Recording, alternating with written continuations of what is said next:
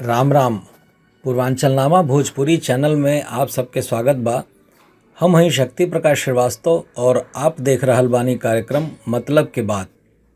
सपा में आखिर के बा आजम के विकल्प।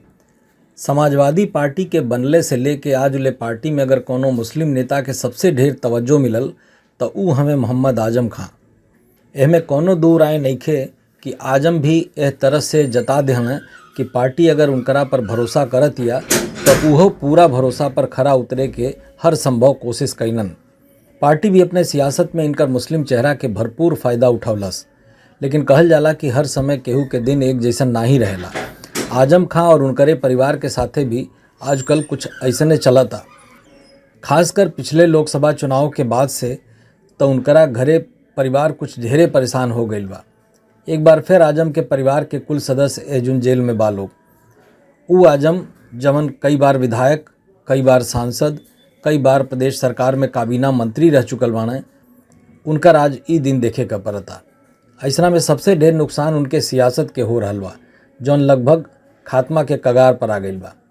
ऐसना में पार्टी के आजम लेखा एगो तेज तर्रार मियाँ नेता के जरूरत बा, जवन कम भा बेसी आजम के जगह ही ले सके।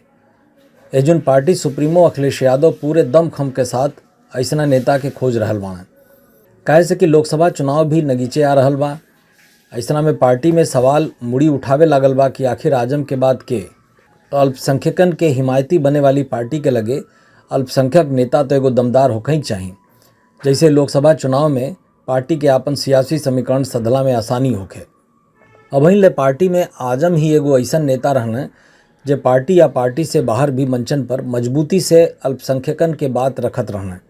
लेकिन अब जबकि लगातार मुकदमन के चलते ऊ आ उनकर परिवार, पूरा परिवार जेल में बा, उनकर सियासत खत्मे तमाम बा। फिलहाल राहत मिलला से पहले ले ई संकट लगता बनले रही। यही मारे पार्टी आजम खां जैसन तेज तर्रार एगो फायर ब्रांड नेता के तलाश कर रहल बा। एकरे खातिर पार्टी अपने यहाँ पहले से मौजूद मुस्लिम नेतावन के नाम पर भी विचार कर रहल बा।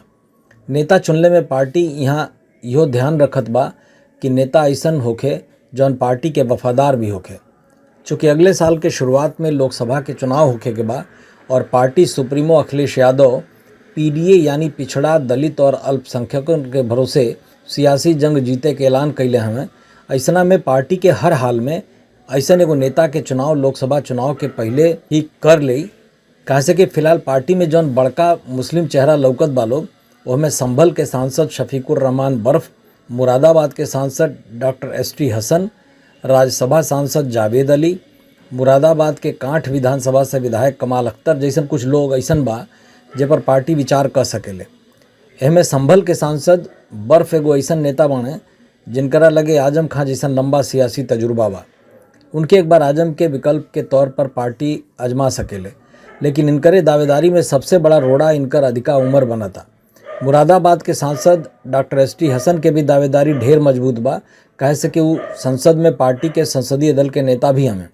हालांकि एक बार बहुजन समाज पार्टी के समर्थन में बयान दे के अखिलेश यादव के निगाह में तनी संदिग्ध हो गई बाना। इनकरे अलावा तीसरका नाम जावेद अली के आवता। जावेद अली पार्टी की ओर से विपक्षी दलन के बनल जो नौका गठबंधन बा INDIA, वहमें समन्वय समिति के सदस्य हैं। श्री जावेद पार्टी में महासचिव प्रोफेसर रामगोपाल यादव के करीबी मानल जाना।